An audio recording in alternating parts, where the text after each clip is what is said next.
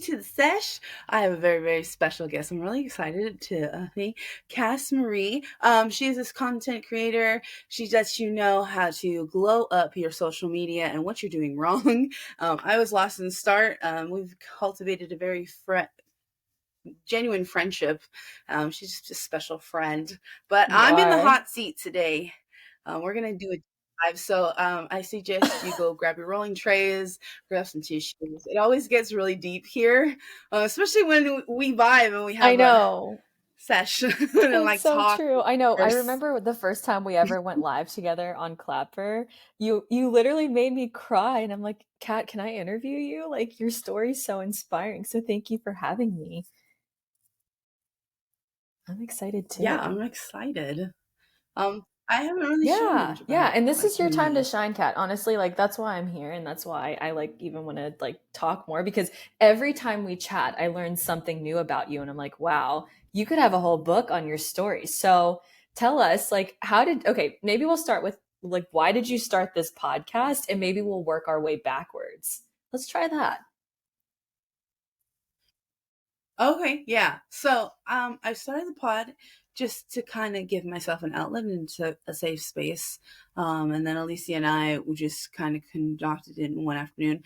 But it became more of my thing, more on, and she just adds that little spice. She brings out some things in me, that I haven't been able to discuss more. But after our first couple of episodes, I really have dived into what I really want this to focus on, and I wanted to Yeah. focus on people's life stories. I want to hear your whole life story. I love to hear the rag to riches stories. I love to hear, from people who have like were born with a silver spoon in their mouth and they lost everything and how they had to really stand on their own 2 feet.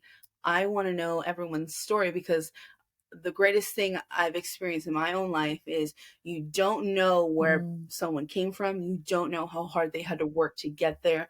You don't know what happened behind closed doors for that person to stand tall and Oh, proud of who they are. So that's really what I want the pod to look yeah. like is I want to know you. Well, Also hey, be a you do little you. lit in the You got process lit. because I it have my helps too. coffee, right? So, love that. But I guess so. Yeah. Did you ever have that sort of pivotal moment where you were like, okay, let me dust myself off and let me start? Like, did you have a start over moment? Like, tell me a little bit more about your backstory and like where you were like, I want something different. I think we've discussed this a lot. I am a child of a drug addict. Mm. My mom had me when she was 18, and she was a heroin addict, a full, like, high functioning heroin Wow. addict. Like, she held a job, she went to family functions, we went on vacations, Wow. but the whole time she Okay. was high. So, and I grew up in that lifestyle of drug money and fast life, and I grew up in the neighborhood where we couldn't go past like we lived in the suburbs on the nice side, but if you passed a bridge, you were in the Mm. neighborhood, you were in gang territory. We were allowed to hang out at a certain park. We weren't allowed to be out at our friend's house by a certain time. We had to stay to a 3 block little radius. Our street, then a street over, and the next one, because it's that if you don't have no friends on there, Mm. you're staying in the house. Wow. Um, I grew up.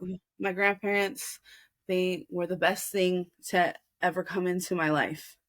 Um, they really helped my mom out, and help raise me, and I think that's where I learned how to just be interested because I was what do you call it, chismosa. Like everyone, I wanted to know everything about Love that you just used everyone. that word. And it used to irritate my grandmother so much. She goes, "Oh, you're such a chismosa." Like she used to get so frustrated with me. And I was like, because I was just so curious. Mm. I wanted to be all up in the mix. I wanted to know stories. I wanted to know about anything and everybody. Um, so I think that for me, it was more of that I want to know people. And that's how I started making content because, well, I think I have some life experiences that I've Yeah. experienced that are like, Yeah. whoa. There were so many stories that you've told me over time where you were like, oh, yeah, like you casually lived on Skid Row, right? Like, what? Yeah. So, like, tell us more about anything that you've Um, seen or experienced. So, like, your grandparents had a really big part in raising you, which is incredible. And that kind of sparked that curiosity. But Mhm. tell us a little bit more about, what else you've experienced that made you say like no more, like I want to push forward, or were there ever any moments where you're like, I don't know if I want to push forward? Yeah. I Mm, fell in love in all the wrong places. I went through from 19 to 23. I felt like I had to prove anybody myself to everybody, but I made all the wrong decisions. I partied all night. I lived in LA. I, I experimented with my sexuality. I was really trying, like, it's those, I was in those deep, weird phases of your life where you're trying to find out who you are. So I took a motto for a year. When one of my friends told me not to say no to everything, to say yes to almost any opportunity unless it makes you feel uncomfortable. whoa. But you never know where it will take you. So it was a year, and she goes, "You won't." She goes, "You don't knock it till you try it," and that was my thing. Don't knock it till you try it. Oh my gosh. I, but I also followed in my mother's footsteps. She was out on the streets, and I would go looking for her. When you put yourself in that environment, you become and you party. So I Mm, had an addiction for a while, and then my mom went to rehab, and she looked me in the face, and she knew I was high, and she told the pastor, she goes, "Look what mm. I did to my daughter." What? And she was like, "You're gonna go home, you're gonna pack your shit, you're gonna be here in the morning, and you're gonna get sober." I was like, uh. So I got on my bike. I did a line, and I passed out. Um, I got into my tent because I was living on Skid Row. I was addicted. All I felt was, what? How was I going to get my drugs today? And I didn't give a fuck about who I was. From the time I was a small child, everybody in my family and in my life, with being in and out of foster care and everything, you're just Wow. gonna be like just like your mom. You're just gonna be just like your mom. So for me, instead of trying to fight back Wow. that, I actually Okay. gave in to that, and Yeah. it was really hard, and it really. But So you I went got and sober. you got sober. That's I came back that incredible. morning. Congratulations. And I think like, so from there, were there moments while you were there? So you guys were in there together, or whoa, We were in sobriety together. My mom and I got sober whoa. together. Um, I stayed Mm, sober. She relapsed. Just last year, the last two mm. years since I've had my daughter, she got on a plane. She moved in with me. Wow. She's been sober ever since, because I had to tell her what took me to get out of Yes. that, as I had to Yes. leave that environment. I had to leave. It was not. I felt like I could not make something Mm. of myself being there. Well, why here? Why would I end up in I Arkansas, of mean, yeah, all that does feel a bit places? random. So how did you end up in Arkansas? Like, I'm glad you got out of that environment. You're totally right. And I think that takes a really high level of self-awareness. And I think you should be really proud of that, because being able to recognize that you needed to remove yourself from that environment is really, really important. And I see glimmers of that self-awareness in you, even when we talk. Like, it's a really lovely trait and you should be really proud. But anyway, how did you end up in Arkansas?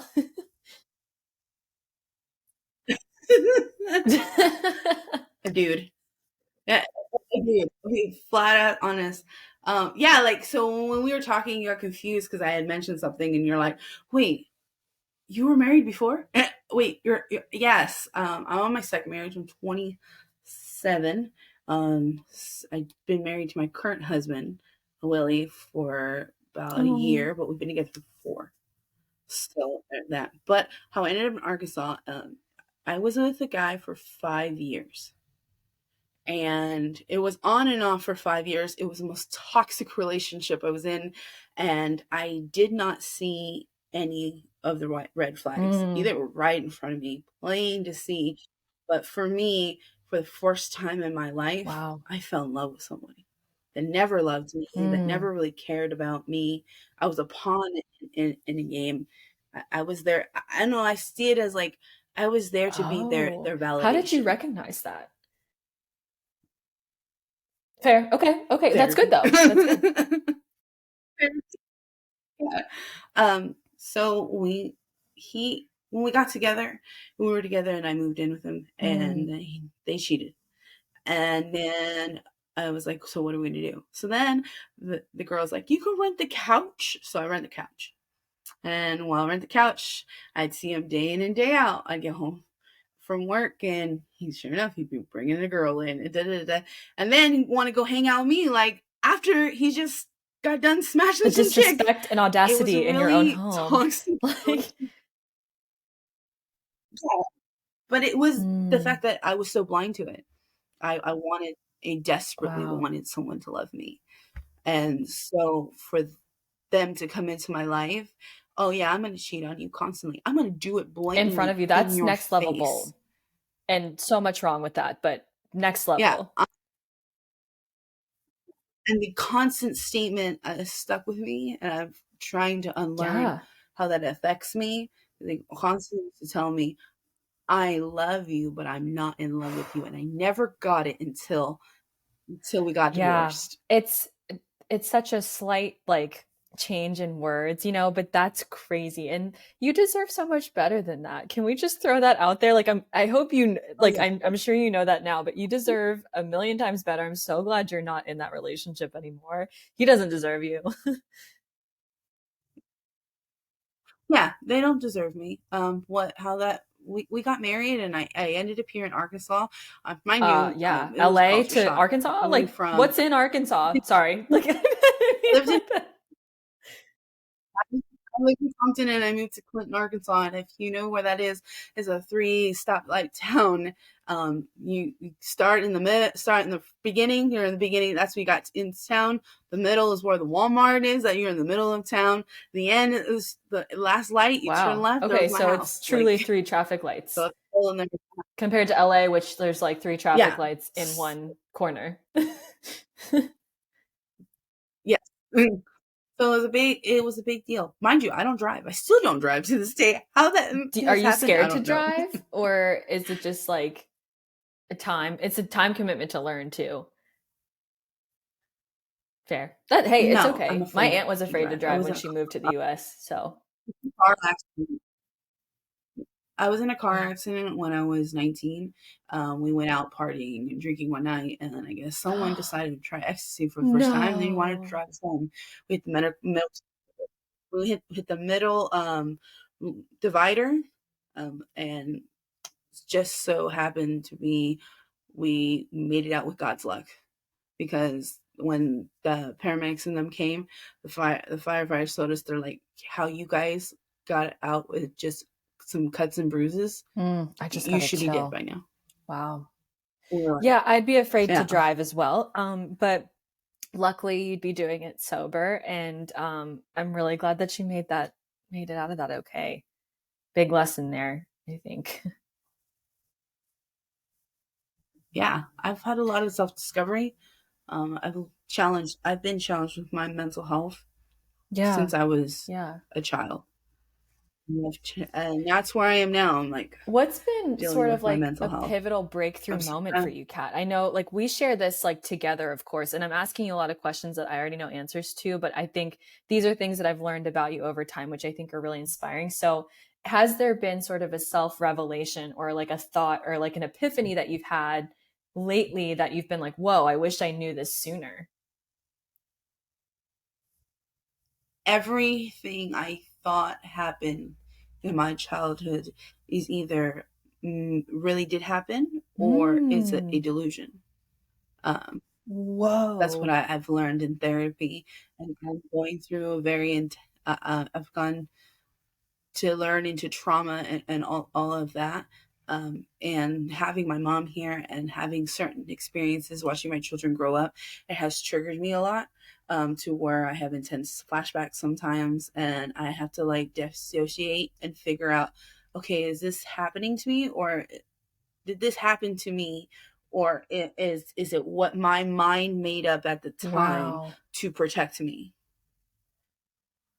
Because what I learned in therapy from my therapist was, okay, yeah, as a child, you stored it into your body. And then now, when that you're older, your brain is now telling you, okay, I Mm. can deal with this now. I've held it for this long. I can deal with this now. And that's where the flashbacks come from. And you're just And not, it's of course, like, they oh, come at random times and okay. you're triggered, and that's tough. And especially you mentioned something about like how seeing stuff like within your own children. That must be really interesting as a mom.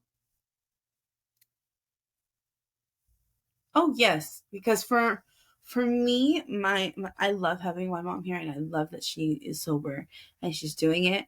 And we've had conversations too. Why Mm, can't you show up for me? mm-hmm. There's that sense of resentment, is you where you came like years later.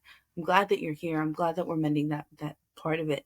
But you've shown up for my kids, and she says that I was there. Right, I showed up for you. I go, yeah, but those memories are tainted with the fact that you weren't really there. right, You weren't right. really present.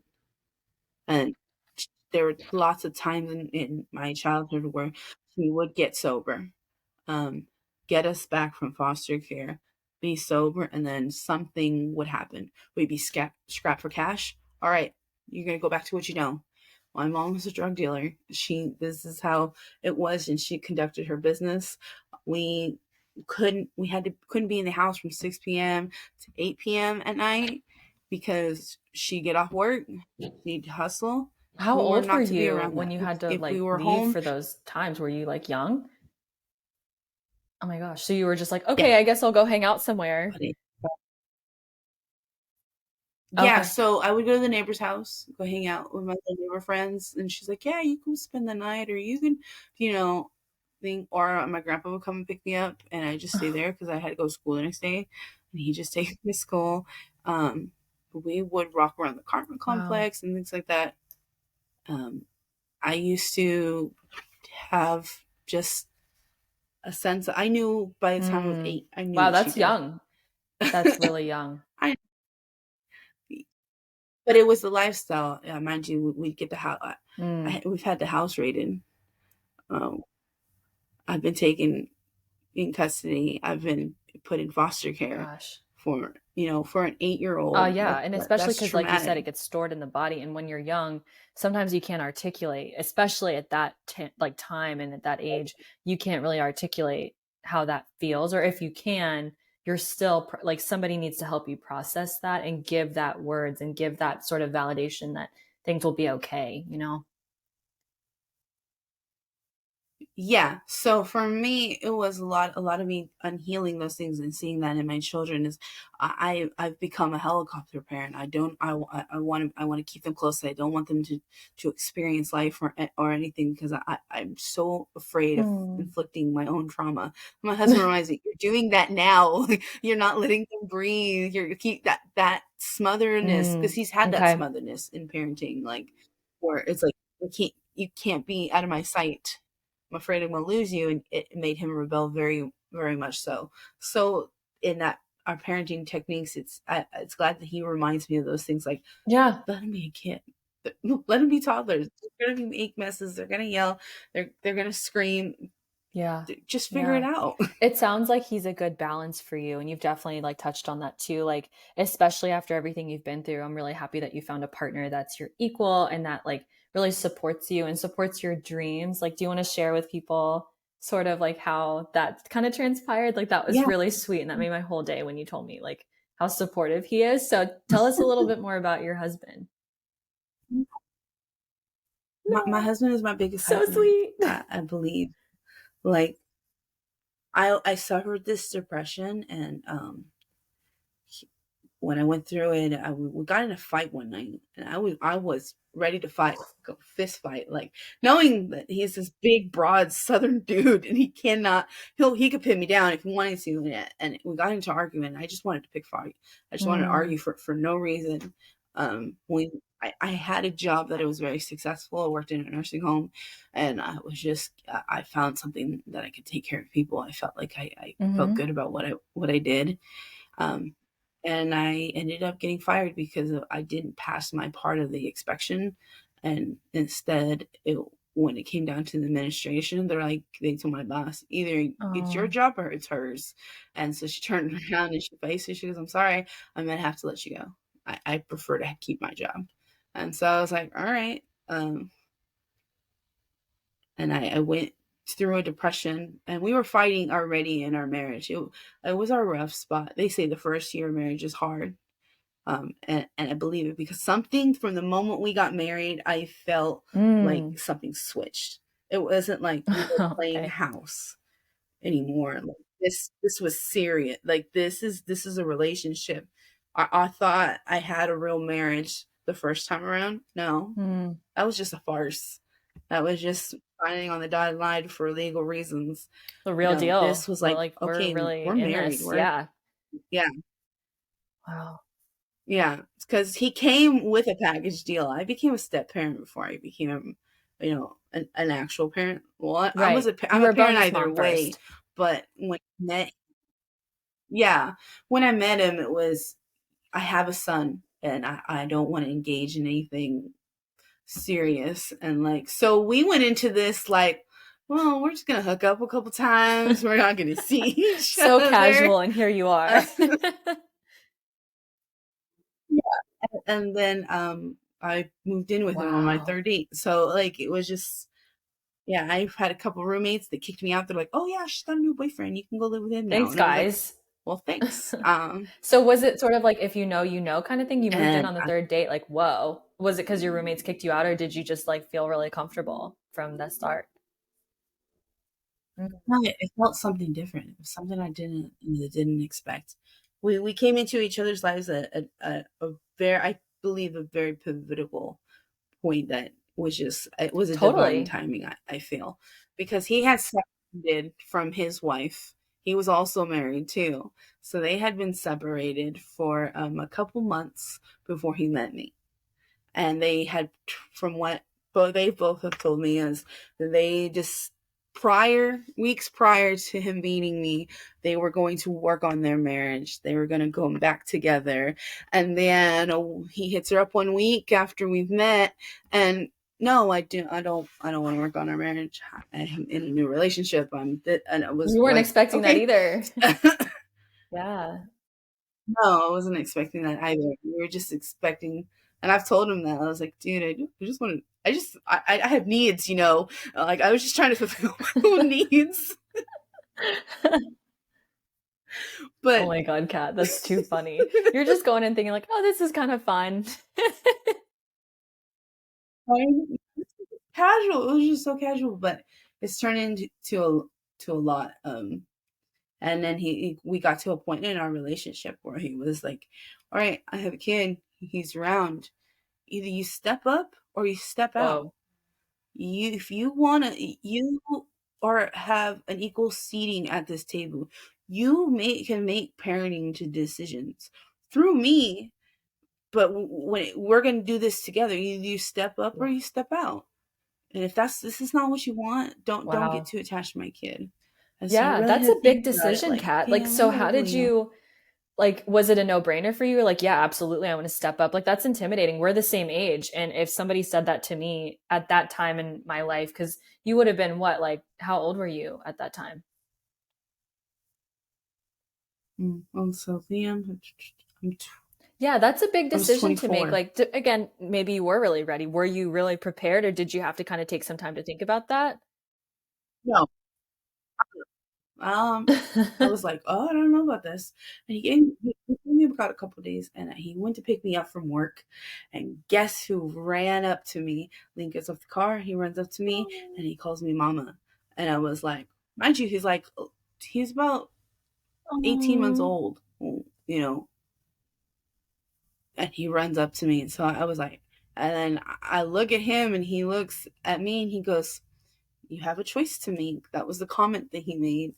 And so later on the night, I was like, yeah, I've got to step up. oh, This is what I want. wow. You know, like it's gonna be us. And so I Yeah, had to learn to yeah. co-parent. I had to I had to learn to put my differences aside. It's hard when it was the three of it had been the three of us for a really long time, and then she found a partner, and now it's the four of us, and we're just this beautiful little blended family. From the jump, we've all decided and agreed that despite our disagreements and how weird our interpersonal communication and our relationships are with each other, how intertwined it is, that It's not Yes. about us, And it's about the that's kids. such a wise thing. I think it's so beautiful that all of you are on the same page because sometimes people aren't as fortunate in co-parenting situations, and it's great that you're able to put those differences aside to benefit Liam, right? Yeah. Hmm. Yeah, but my husband has always put it into perspective as to like it, Mm, we got no choice. We yes. are going to co-parent regardless. Yeah. We're going to make the best of it. We're not going to agree on everything, and I've had to learn that too. Like, I may not agree on everything, but it's what's the benefit is my for my child, because now we're able to have more time with him. We're able to split holidays the best thing we can, and we all remind each other from time to time when we're like we get our feelings hurt. Well, I wanted him for this occasion and I wanted to spend time with him here, and we'll all have to remind it's not Hmm. about you. It's not about you. It's about what works for us as a family because they also have another child. I have another On child. So both he has sides. Yeah. siblings and and he's at that age. Yeah. So he's at the age where he's like, why don't we Oh. all live together? And so he said, can't we just go buy some land and go, like live together in a big, big house? Mind you, he's going to be 5 in a couple months. So Yeah, like that's why what a can't 5-year-old everybody thinks. Like, be he here doesn't together? understand.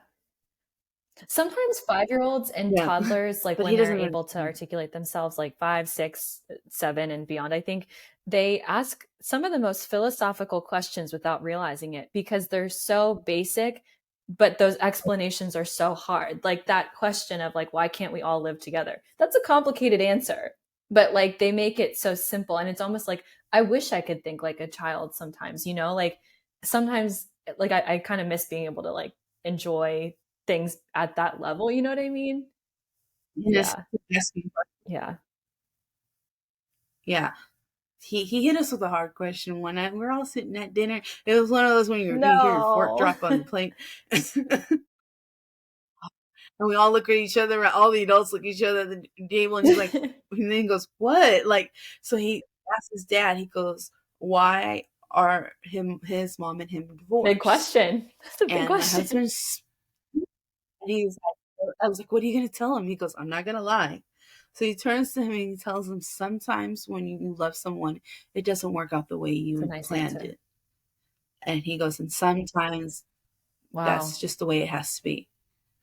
you know that it's okay that things don't work out the Mm. way you wanted it to be. You so and I think that was like the best. And I try to go all deep Yeah, into it like give because him a he's not minute. Like 10, he that won't that's actually understand. such a age appropriate Yeah. answer and But also just like that's comforting like as an adult to hear. Like if any adult like has been through like their parents being divorced, like it is almost like that was a lovely response. So good for him. I wouldn't know what to say. I'd be like, yeah, can I get back to you?" yeah, it's Yeah. not like they didn't Yeah. try. They really did. Yeah. They really did try. And things, and like that's what he's like, And things he just said that didn't with work such out. love too, because it's not like he And had to badmouth the other parent, which is very admirable, right? Like he didn't have to bring anybody down to explain something. And I think it sounds like you're really trying to prioritize like positive verbiage and things like that when it comes to raising your kids. And that's awesome, Kat. Honesty. yeah, and honesty. Honesty is the biggest thing that we've talked because Hmm. I've been lied to my face. The people that Mm. I've trusted the most, that I was supposed to be Yeah. there to protect me and keep me safe, that were my guardians or whatever. They didn't. They broke that So trust trust very and early. honesty is so important So to you. That I it always makes sense. Makes sense. Wow. so I try to teach that with my children as to and the rule all of the house is if you tell me what you did, Ooh, I then you won't like be in trouble that. for it. I We'll have like a that. discussion. We'll have a discussion about it. But if you lie to me, just know your Mm. actions have consequences. And I give him about 2 tries because he'll lie. I was like, "So are you lying?" And then that's his next thing where he'd be like, and if he says yes, yes, I'm lying because I didn't want to get in trouble. Yeah, I what was like, actually well, then what happened? really happened? Wow. Discussion. Yeah. I've tried to implement a I lot love of that. gentle parenting. I'm not good at it. sometimes I follow through, but there are some things in my parenting that I want to, especially with my oldest, because Mhm. I'm his second parent. So a lot of the bad mouth, and it's age appropriate, is, well, Oh my real gosh. mom lets me do this. And my real That's mom, tough. and I was like, I'm I still your still count mom. too. I'm still your mom. But he's my mom. Mm. He calls me by my name. So my daughter gets confused. Like, she'll go, I love no, that she mom. corrects him. She's like, "Excuse me, this is mom." Yeah. So he'll go like, oh God. And then she go, no, Oh. mom. Mind you, she's learning how to talk. So like no and mom That's are so like sweet though. as far as she can go. That's so cute. Oh, I wanted to ask you this the other day. I've never asked you this. If your children were listening to this episode 10 years from now, what would you want them to know? Mm, I tried my best. It may not look like it, but I was healing myself while I was raising you. Oh my god, you're gonna make me cry. God, now That's I'm gonna no. cry. But I that's so sweet was though. healing And like I myself. think you've done such a good job and like like I think a lot of people don't recognize that childhood wounds come up as an adult, especially when you have children. I don't have kids, but a lot of my friends speak to that too and you articulate Yeah. that so beautifully on social media through your content and I think they'd be really proud of you. Yeah, I didn't, I don't know how it was. I had those moments when it was just Liam and I, but when we had Lisa, it was like, oh, um, we found out we were pregnant at a time where our Mm, relationship mhm, was not good. Like it was, I was ready to leave. He thought we were happy, and I was not mm. happy. I was putting on a farce. I was going through the motions of this relationship, and I was like, I went out. And then 2 weeks later, I found out I was pregnant. And then I had to really think about it. I sat there on the toilet, like I freaked out. And then after the sixth pregnancy test that Oh my god, you came up took 6. positive, I sat there and I was like, this is not happy. Well, because here's a little context for y'all. When I was 19, I was coming home from from a friend's house, and I got off the bus early because I had a really sharp pain. Just so happened that right when I got off the bus, I didn't realize that I had passed like the hospital a block up, so I walked there. I had a ovarian cyst on my ovary. It ruptured on the operating table, and when they found a tumor on my ovary Mm, behind the cyst. So that came out to be cancerous. They went in and they removed my left ovary, told me that since I had PCOS and everything, I probably could not have children. In my previous marriage, I tried IVF 4 times and failed, um, with transfers and everything. So when I got to 24, I was like, I'm not going to have children. I was okay with not ever having kids of my own. And then when Liam came into my life, it was like, I wow. guess I'm going to have kids. This is the way God wants me to be a mom, then this is the way God Mm, wanted me to be a mom. And I had to test, but I tested my character learning how to be yeah. his mother. I imagine because you became a Tested bonus me a mom lot. so early, like at least, and some people are already moms by the age of 24. I'm not saying early in that way, but maybe before you were mentally prepared, you know? Yeah. Oh, Wow. definitely. Definitely. So when we had her, it was like, I freaked out. This I is was a like, real told him, baby. like, what are we going to This is do? my What are we going to do? baby. We're having, because our beliefs align. Like we knew we were gonna Mhm. have this baby regardless. And he turns to me all stupid. Like he's like, "We're not 16. We're adults. We're gonna have a baby." And I was like, "But I'm tripping Yeah. out like a 16-year-old. Like, oh my god, what do we do? What do we-" Because mind you, mentally, And I was also, checked like, out of you the didn't even know you could relationship. have kids yourself after, like, at 19, you were told that you couldn't have children. So already that mentality of like, oh, I wasn't expecting to be a mom because I was told I couldn't be. Whoa. Yeah. Whoa. Oh my And gosh. then we had her. So we went through everything. Mind you, this time we hit the pandemic, and I'm literally renting out a little room in his sister's house, and she was so kindly to let us stay there for a very long time until it got to a point Hmm. where we all could not live together. we're all being cooped up during the pandemic, really tested us as a family. It Yes. tested how, every little thing got on our freaking Yeah. nerves with each Yeah. other.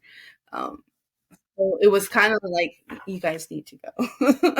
So when I found out we got pregnant, we moved 6 houses up in the trailer park on the other side into our own little trailer, Wow. and we've been here ever Oh my since. gosh.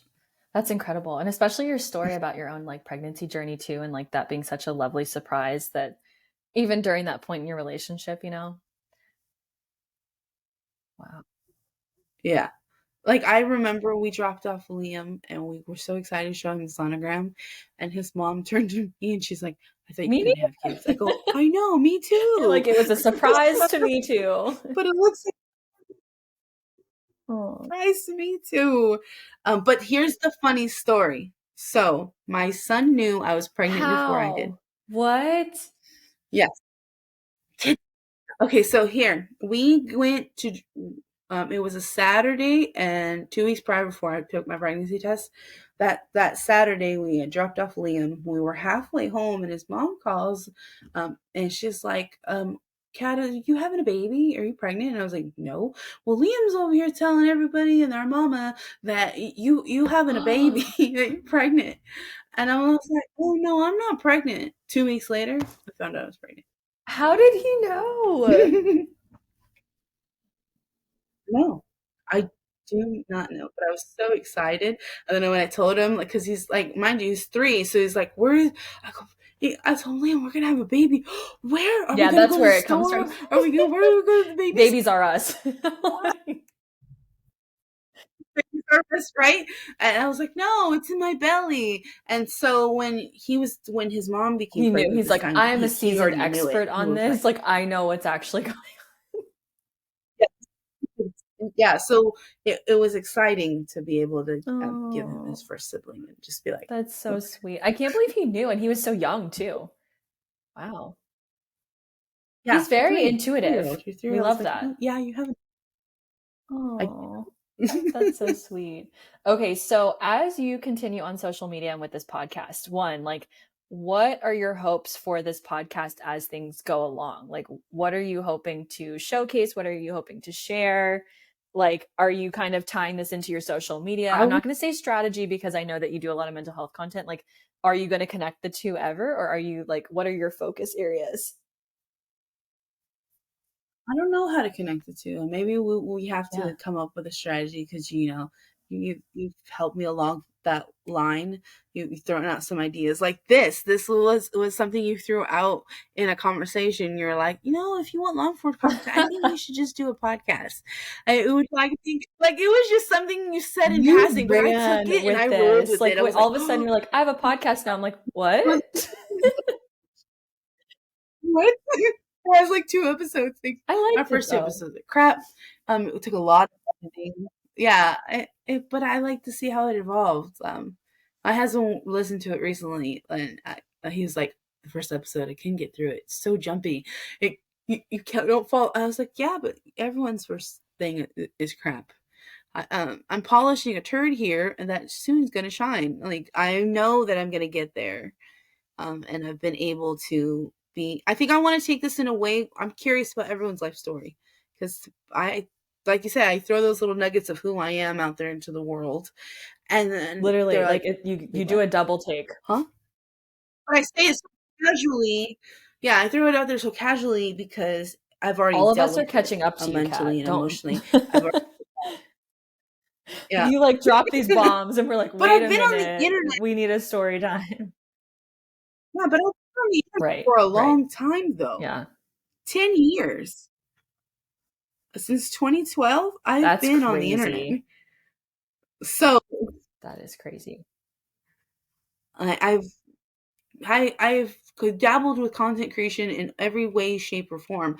I first started out doing Vine videos of me and my friends just singing like bad karaoke. I miss Vine. Then I started on YouTube just doing vlogs and just showing like my life. And then I turned that into an anime channel, and I went to conventions and I volunteered at Anime Expo, and I learned those skills along the way. And then the pandemic hit, and I was like, I think so. I felt like I was late to the game when it came to TikTok, but I was like, this is something I just want to do. I want to get back into making content. My husband always was talking about, I want to make a gaming channel, and I'm not tech savvy, so All the you techie can do stuff. all of that. I Yeah, like I literally went to school for this, and I feel like I'm finally using my college education that I can stick No, on but that's good. But you somewhere. seem passionate But about I it. Like feel I like can this tell is that you really like to create content. I think finding the time as a mom of two children, and like all the other responsibilities that you have in life, like it's amazing how much content you do put out there given your schedule. So I'm always really proud of you whenever I see like you've done a couple videos in one day. I'm like, this girl gets through more videos than I do like in a day. Yeah, but I've set up a system where I Right. batch create my content. I have 2 days, like today's podcast day. I have 2 days in the Mm. week where I do my content. Mind you, it because I have to structure my content creation Yes, around my I hear you. depression. It is a major Hmm. deal in my day to day life. Um, there are times where I have, and I document it very closely to let you know, because when I was going through that, I always want to, through that season, where I wanted to commit suicide, I Mm. came to the internet. I Wow. started to literally look for creators that I can reminisce, and everything was so aesthetically pleasing, and it made me very Yeah, angry.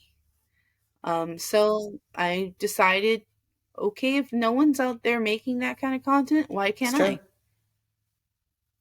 Why can't I And I'm just proud of you start? for that. You know, like And so then, I think the aesthetics are really hard to like it almost feels like it's a competition of who's healing the most.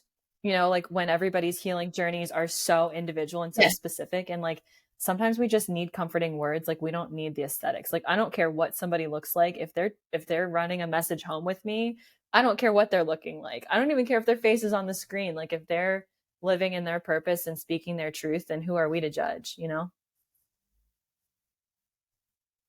yeah. So I decided to make content, and I think we met like the Oh my first week I gosh. started doing TikTok, and I cried on the internet because I wanted for the first I had time I looked at myself in the mirror, and I did not like the person that looked Yeah. back at me.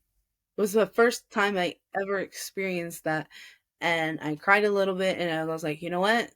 Get the duct tape, stick your phone to the mirror. Maybe somebody is. So I Wow. recorded it raw, and it was a longer video, but I shortened it to meet my point. Mm. I couldn't love myself today. For the first time, I had that revelation of, do I love myself? It's a What does tough, that look tough like? conversation to have with yourself. And I'm proud of you for doing that. But like you've noticed before, I've always Yeah, been a very you have been. self-aware person, and to work on yourself, Hmm. you have to be self-aware. You have to call yourself out. And I really went to the people in my life too. I was like, all right, I'm gonna start this. You really want me to heal? Because they're like, why didn't? Because I didn't want. I was very reluctant to go back to therapy. I was like, dude, I've been in and out of therapy Why my is it whole different life. now? Yeah, Uh, totally. I don't. Yeah, what is it going to be now? They're just going to Mm. hype me up on some drugs, put me on some antipsychotics, and throw me my merry way and tell me every 5 minutes, oh, how does that make you feel? Like, how does that? I don't want to sit on a couch for 3 hours, waste someone's time for them to tell me, how does that make you feel? I don't know. You tell me. That's why I'm here. Like, I don't know how I feel. So this time around, I had a therapist, and I told him straight. He's like, what do you want to work on? I go, me. I go, I've been in therapy, and I feel like I've been pussyfooting, and I am not like truly committing to the process. I Mm. need you to call me out on Yes. my shit. Can you do Love that? that. Like I should have told him that, and he understood the Great. assignment, and he did. He was like, "Are you sure you want to go through this?" And I was like, "Yeah." He goes, "I'm gonna be hard on you. I'm gonna be tough, but if you want me to, he was gangster with it too. He's like, you want Love me to it. call you on your shit? Sometimes you Let's need go. that Let's tough love in unravel." that environment. And And I think you're it's the type of person that can receive the tough love. I think if other people are going to therapy, some people can't handle that, but it sounds like you got to the point where you needed that. oh yeah, I needed that because for me it was a Mm, life hmm. and death situation. If I didn't figure out what the root of it all, because the best thing that I've learned, I'm like an onion. Your trauma is like an onion. It has layers to it. There are things that you unravel. And I'm only picking at the surface, thinking, okay, I feel better now. And every couple of years, I have had a manic episode. Okay, I feel better now. No, I Mm-hmm. really want to get to the root of it. And I've had to confront my childhood trauma. I've had to confront that head on. And I've also had to look at my parent in a different Yeah. light, knowing that, hey, you did the Mm-hmm. best that you could. You put me in situations that you thought were best for me.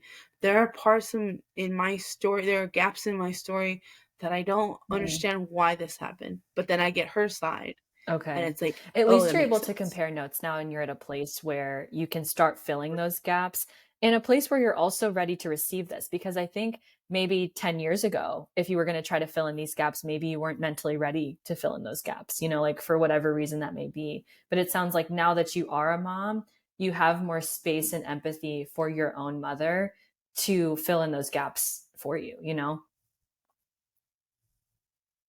Yeah, and also too, Yeah. we're Yeah. raising a child together. Just same way, same vibe I got. My grandmother's house was the place you came to lay your head. Mm-hmm. She didn't care who you were. Her house was open to you. So she had her four children. She had all her grandchildren living there. Myself, I was her great grandchildren. She adopted my mom and her siblings. And Mm-hmm. my mom grew up in that lifestyle too. Her dad was in and out of jail. He was an addict. And Mm-hmm. so the cycle repeated. And then it got to me, and it got to a part. I do not want this. And I you want to broke break it. these Like, look at you. generational You curses. you know I what I do mean? not. Like, you sobered up, and look at what you're doing now. Like, you're doing so much beyond what you thought was possible for yourself a long time ago, and that's beautiful. Yeah, and I lose sight of that, and you remind me of that You too. You're should, like, why are yeah. you so hard on yourself? And I go, because We all yeah, are. I'm a worst We all critic. are. Like, there's so many I'm my, aspects of ourselves that we don't like or that we wish could improve. But when we compare ourselves to who we were even 5 years ago, we've come so far. So whenever I feel like I'm comparing myself in my current state to other people, or when I compare myself to a future version of me that doesn't even exist yet, it robs me of the joy of the accomplishments that we've had of coming so far, and you've come so far. So anytime you feel hard on yourself of like, the podcast isn't where I need it to be, or my content isn't where I need it to be. Look at where you were 5 years ago. Look at where you were 10 years ago. That yeah, alone is something to be so grateful for, and like bring that gratitude mindset back, because I think you have so many good things. You have a daughter that you're blessed with that you didn't even know you could have. Like, what a gift, and like content yeah. creation itself is a privilege and a gift. Like, not everybody has access to that. So, be kind to yourself and be gentle to yourself. You're a lovely person. And I'm just really thankful for you. Like, I'm always inspired by your story. An hour is not even enough to scratch the surface. But I have one last question for you. But I think because this is something I've always wanted to know, like, based on your own healing journey, what's one thing that you could help like other people like not make the same mistakes that you did? I didn't articulate that question well, but like, if you could prevent somebody from making the same mistakes that you did, what would you say to them? Asking for help does Love not that. make you weak. Nailed it. Um, yeah, I hate asking for help, and the people in my life constantly remind me, sit down, shut up, let me help you. That's literally what my husband tells me half the time. We get in arguments about it. Little spanters, but I always took someone helping me, a handout. I always took it as like, I'm a very prideful person, so I always took it as, what, you don't Mhm. think I could stand on my own 2 feet? What, you don't think I could do it? Like, I was so always put into the mindset of being resilient and Wow. having to prove people wrong just to be validated or feel like I'm part of this family, or I'm part of this friendship group, or I'm part of this relationship. So I've always thought like I was weak if I took Wow. someone's help, and Yeah. I needed help. It's funny I that was we at my associate lowest. help I with just had to. weakness, and especially being able to admit that takes a lot of self awareness and courage. to know that you need help and to go get it. So I admire you for doing that. But can we just say that this is a Of very course. special friendship that we've Literally had? though. Literally, this is the Can best we thing ever. acknowledge? Because like I said, everyone, we were getting deep here, but yeah, I always, you came into my life at a very pinnacle point. I did not believe in myself. I was like, yeah, no one's gonna want to hear what I have to say. Nobody cares about me, and you started your content creation journey, and we've kind of vibed. And I've told you the other day, I was like, what's missing out of friendships, what I've missed for a very, very long time, is a genuine, like, admiration and respect for each other. I Your know. wins are my wins, and vice versa. Like, I know. I know I was making you That's cry, true. but it's very wholesome, and I haven't had that genuineness. Like, we genuinely care about each other. Like, if you're having a shitty Which is day, I so want to hear about sweet. your shitty day. I don't care if you're just Oh my God, no. And seriously, like we have this cute little Instagram group chat with Olanda and Chelsea too. And like I've really grown to treasure and just be so grateful yeah. for I didn't think that you could make connections like this online. I thought people were mean online, but now I focus on the connections that matter. And as like we continue our journeys on social media, really taking time to just really respect and honor the fact that like we have really good people in our lives. And I'm just so thankful for that. I'm thankful for you. I'm just so You've progressed so much since I I've know. met Very you. Like, thankful. I think about the growth. I know you can see me You're grow, like a big little flower now. blossomly And I'm like, flower. wow. But I'm glad that you've been able to see me grow and kind of rise out of it. You've, from the beginning of this journey until now, and now I think I'm gonna Yes. just focus on me. I need to really just focus on me and go through my what's next. I achieved it. I got over the hill. I'm dealing with my depression in the most day to day life. Now I've got to deal with the basic Yeah. life skills that I've put on Hey, hold. it's I don't okay. know how to drive. You have so much I don't. time and it's an honor to watch you grow. And I think that's why I get emotional when I hear you guys like with your wins because it is truly an honor to watch you guys grow and thrive and recognize that this is a journey and not a destination. Like a certain amount of followers isn't the destination. It's how you feel as you progress. And those wins mean so much because you're so proud of yourself. This is about you, and I think that you're killing it and I'm so proud. I know. I'm so excited. I'm so happy to have you on here today. Thank you guys. So if you want to follow Cass, it's Creators Everywhere. by Cass on Yeah. all handles. Cass really helps you glow up your social media. She takes time to really get to know you. If she doesn't get back to you because her comments and DMs are flooded, it's just because she's trying to come up with a very thoughtful and methodical response. She's not So ghosting you true. guys. Literally, I should just put Put that. I'm that not disclaimer ghosting you, I out there, promise. but thank. Yes, you can put that in your header.